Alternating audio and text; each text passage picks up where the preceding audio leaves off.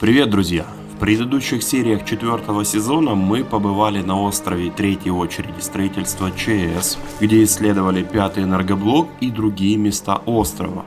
Насладились атмосферным туманом на локации ПМК, которая открылась нам с новой стороны, и посетили село Новошипеличи, где пытались найти легендарную сосну смерти. А в этой серии я вернусь в самое жуткое место зоны, чтобы пройти его на 100%.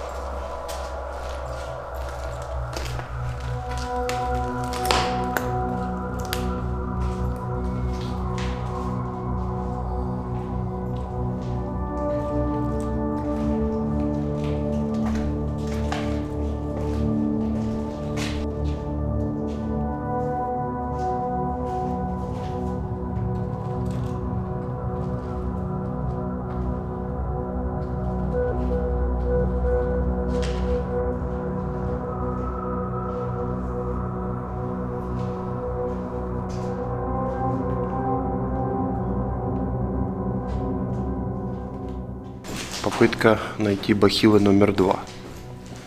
Такие бахилы есть. Какого размера? Тащи их сюда. Бобер нашел вторую пару бахил, а значит я спущусь вместе с Валерой еще раз и поснимаю подвал уже на хорошую камеру. И с дозиметром в этот раз. На входе радиация вообще ниже нормы. Посмотрим, что будет в подвале. Погнали. От подвала у тебя впечатления будут, я думаю, самые яркие.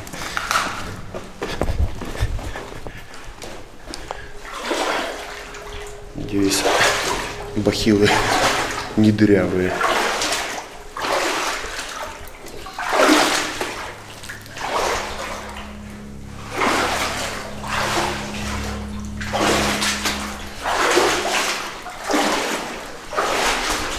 Вот сюда мы в прошлый раз не заходили. Так, в левой руке дозиметр, пока что 15 микрорентген, ниже нормы в 2 раза.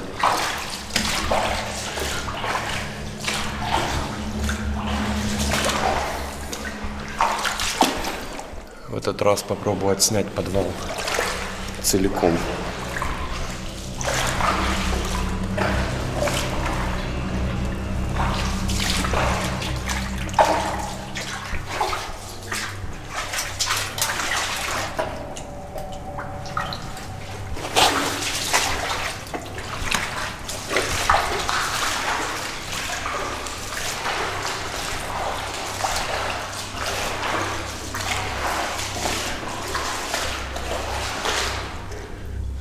Лифт был, оказывается, в подвал.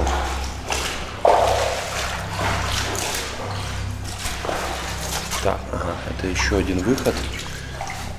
Тоже бахилы валяются. Ладно, идем.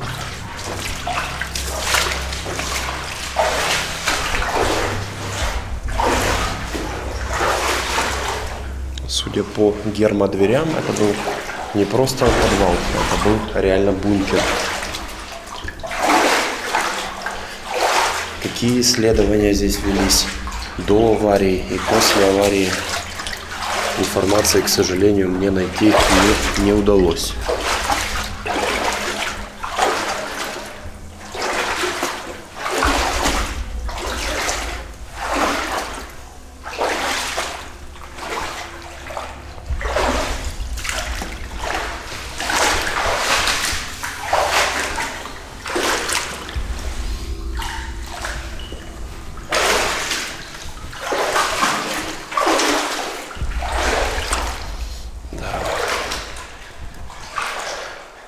Я уже это говорил, повторюсь еще раз, только на этот раз картинка намного лучше. Вот эти шкафчики, те, кто любят игру Stalker, те, кто играли, те, кто спускались в первый раз в подземелье, и тем, кому было страшно, потому что мне было страшно, когда я первый раз спускался, поймут меня, что вот откуда разработчики игры срисовывали вот эти синие ящики. Да и в целом, думаю, подвал, точнее бункер, правильно сказать, Юпитера вдохновлял, я думаю, разработчиков игры на создание подземелий.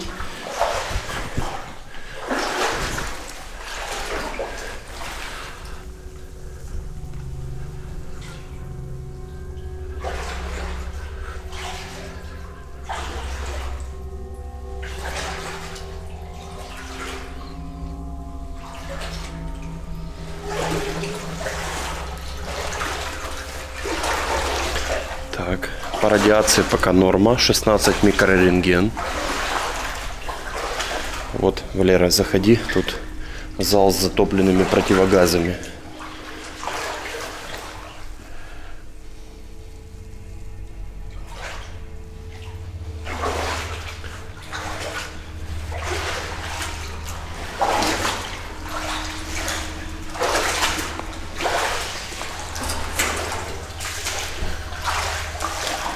Кто-то недавно писал в комментариях под первым видео с подвала, мол, что ты не прошелся по всем комнатам.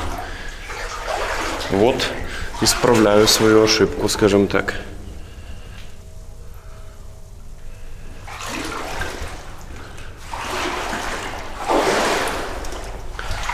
Тут, скорее всего, еще один выход. А нет, коридор. Ладно, пойдем параллельно.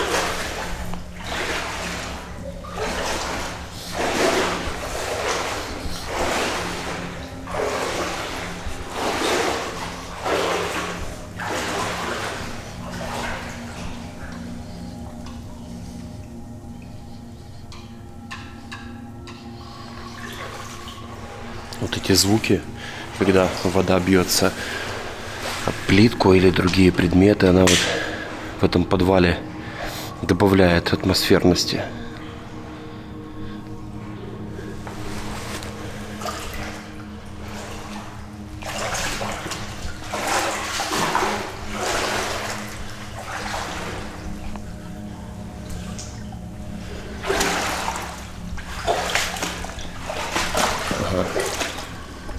Душевые.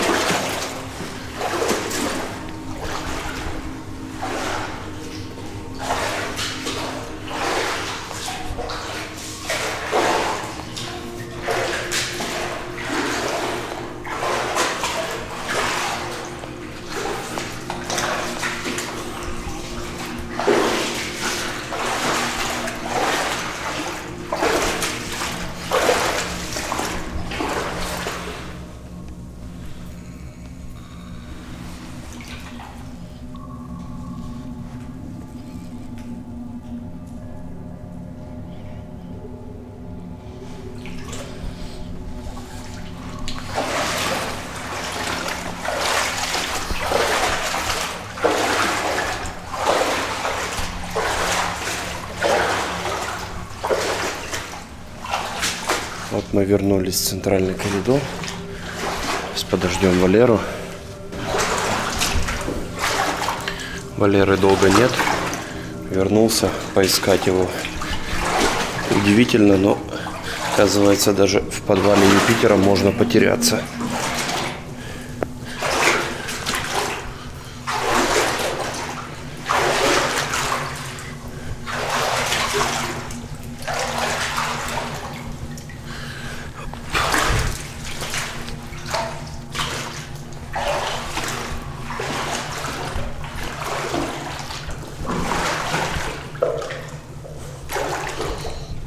Тут, судя по всему, выход. Да, мы здесь, я помню, в первом походе сюда заходили.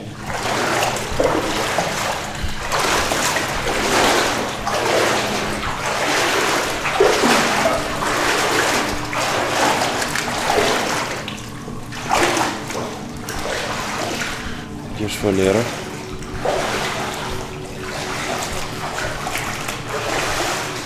Мистика. Валеры нет, я не знаю, где он делся.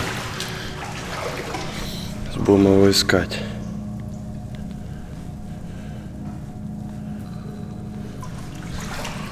Что это такое? Какие-то ящики.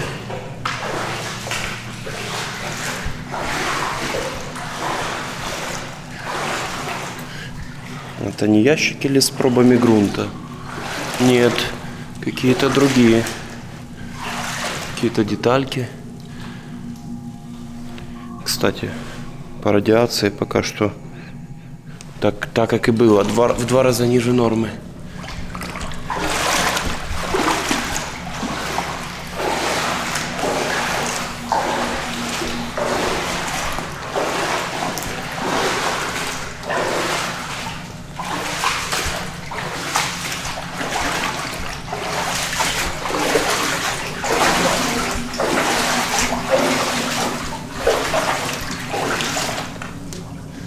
Так, а может вот это эти пробы грунта? Я к ним, если честно, подходить не собираюсь. Нахрен оно мне не надо. Пока что смотрю на дозиметр, все в порядке. 17 микрорентген.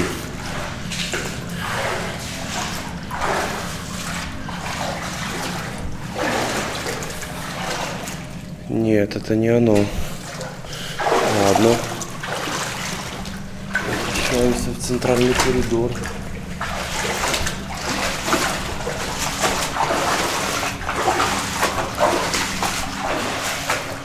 Вот комнатка с полочками и анализами.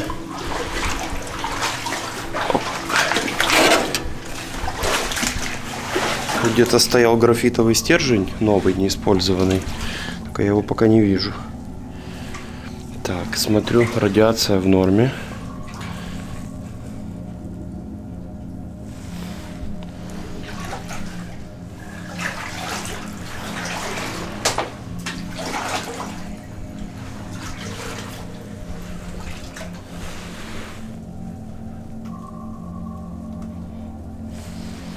Все нормально. Так.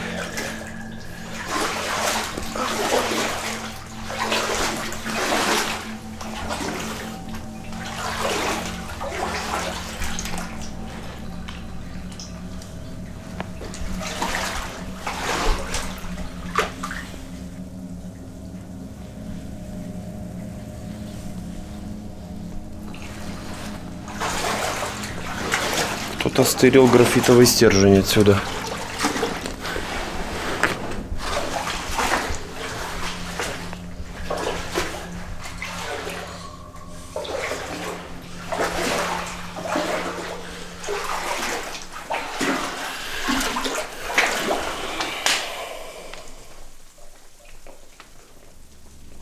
Да, тоже норма.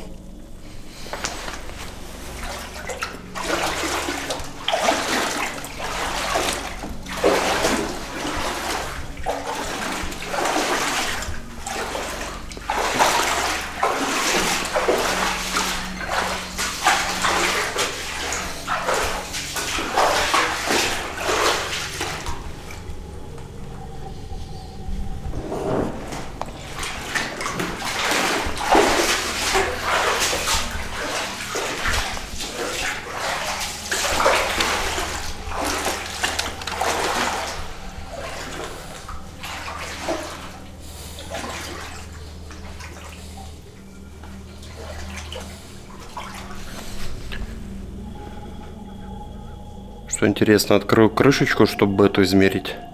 Радиация вообще не изменилась.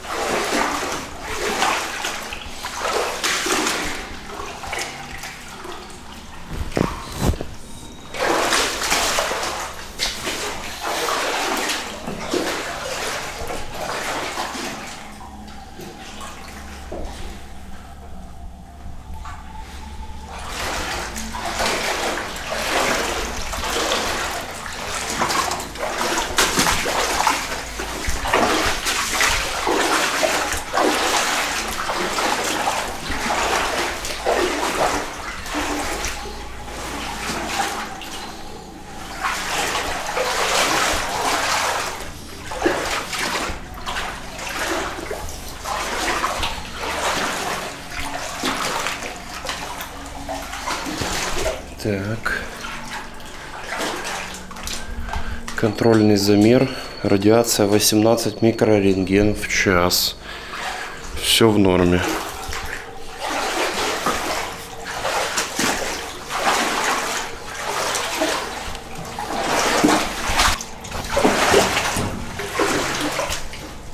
Так, пусто. Пусто. Идем обратно.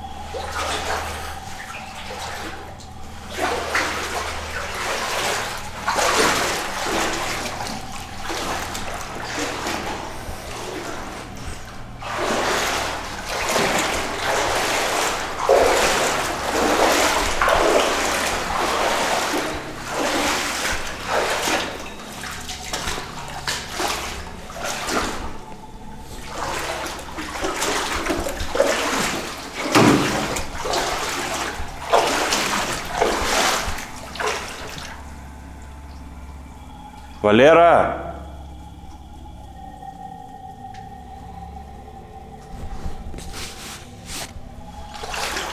Может, он вышел наружу уже?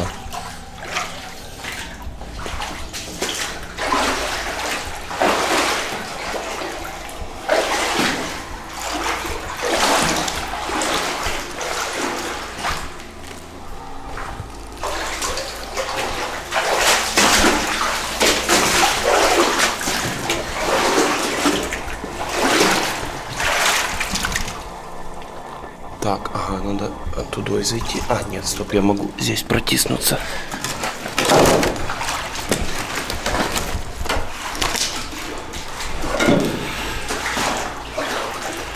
Так, 18 микрорентген, все еще в норме.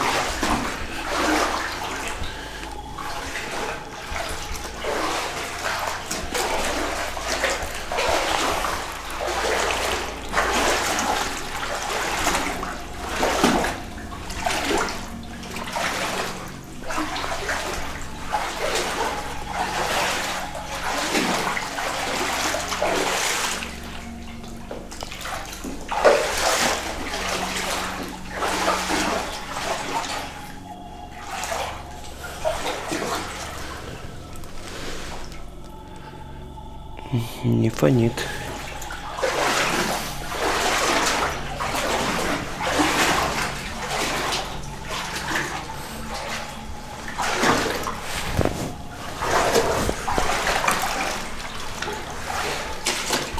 Так, это уже выход.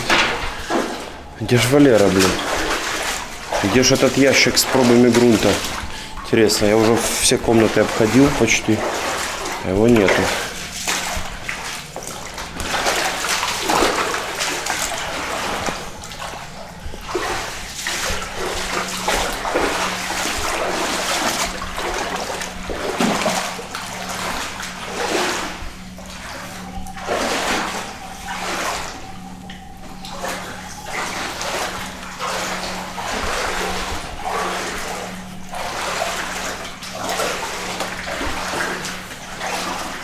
Нет, тут тоже радиация в норме.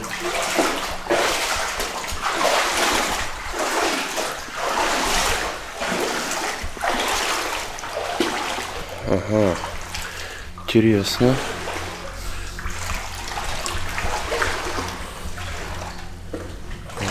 Вот эта комнатка жутковатая, скажем так.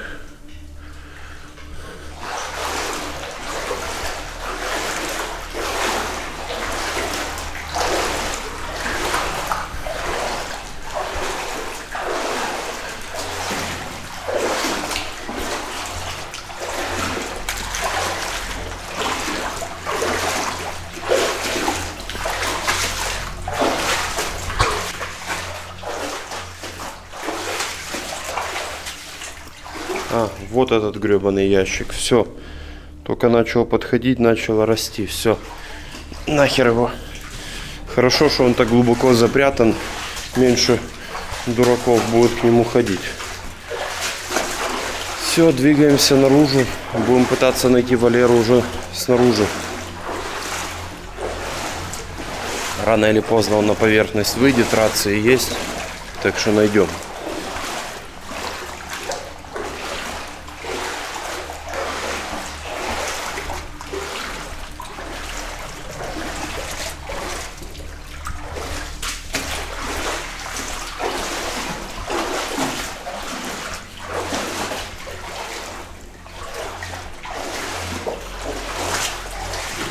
Так, ага, это еще один выход, но нам нужен другой.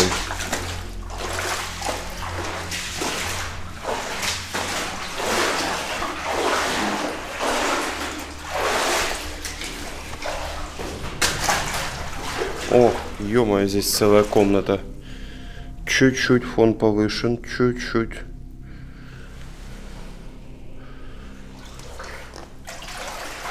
Ну, то, что известно достоверно, то, что вот пробы грунта брали после аварии и исследовали их на радиацию.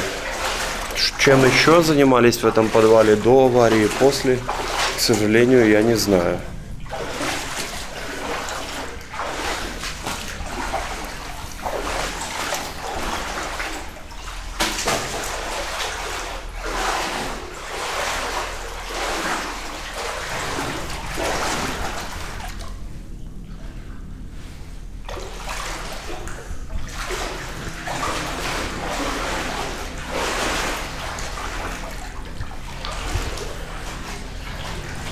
Все, ребят, весь подвал, каждый закуток обследовал. Теперь можно ставить, скажем так, миссия выполнена, исследование подвала на 100%. Я помню, просто кто-то писал в комментариях, что вот ни одного видео нету, чтобы полностью весь подвал прошли, и ты снимал, и был не везде, что ты не зашел. Вот, вернулся и зашел в каждый закуток. Да, тут мы уже были. Все, идем на выход.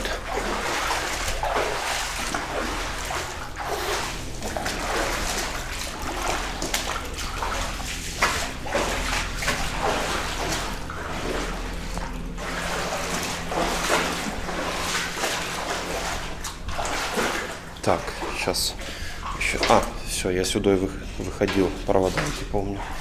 Все. Вот выход.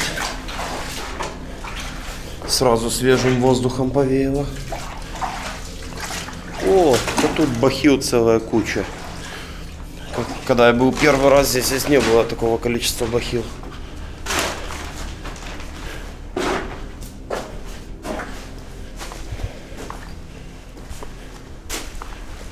Фух. Теперь осталось найти Валеру.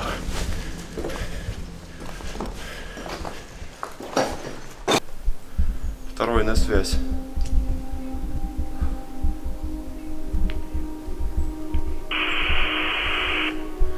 Я вышел, третьего потерял в подвале, не знаю где он, может вышел через другой вход.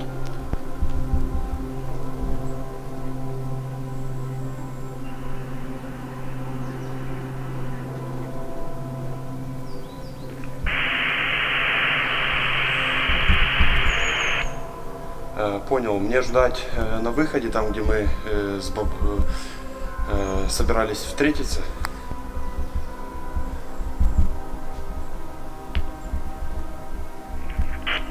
Все понял, принято, жду.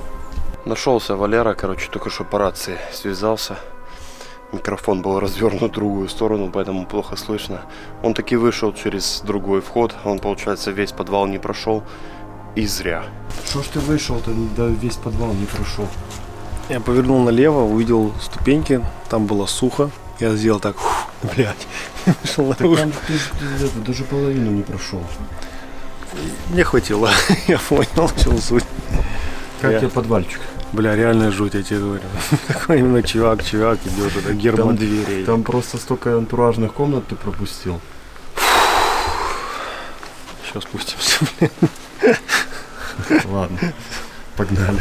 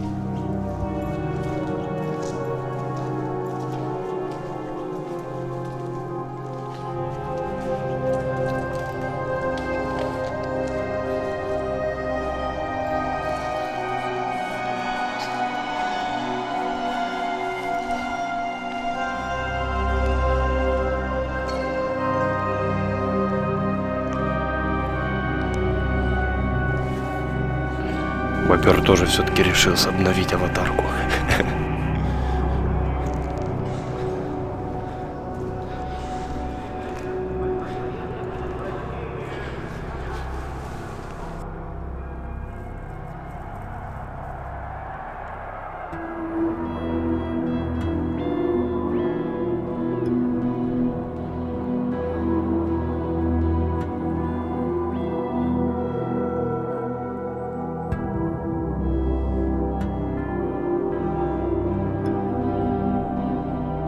Бобер в этом походе получает звание «Яблочный охотник».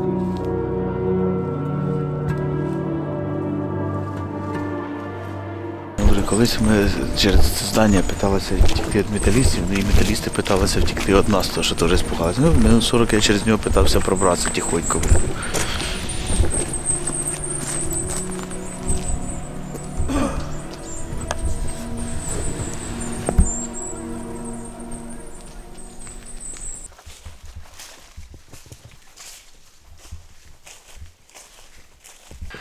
В этот поход я дрон не брал. Одна из причин — это то, что стало недавно известно, что на ЧС стоит аэроскоп, который сразу же, как вы запускаете дроны DJI, он видит и дрон, где находится, и пульт, где находится, и всю информацию с учетной записи. Но дрон взял Валера, и он хочет полетать немножко над Юпитером. И мы отошли специально в такое место, куда, во-первых, сложно подъехать машиной, и во-вторых, то есть увидят, да, что мы здесь запустили дрон, но будет непонятно, в какую сторону мы пошли, потому что отсюда мы можем и в Припять пойти, и на тот же вот ПМК, где мы, собственно, сейчас и находимся, и куда-то в сторону Новошипеличей. И у нас есть примерно 10-30 минут.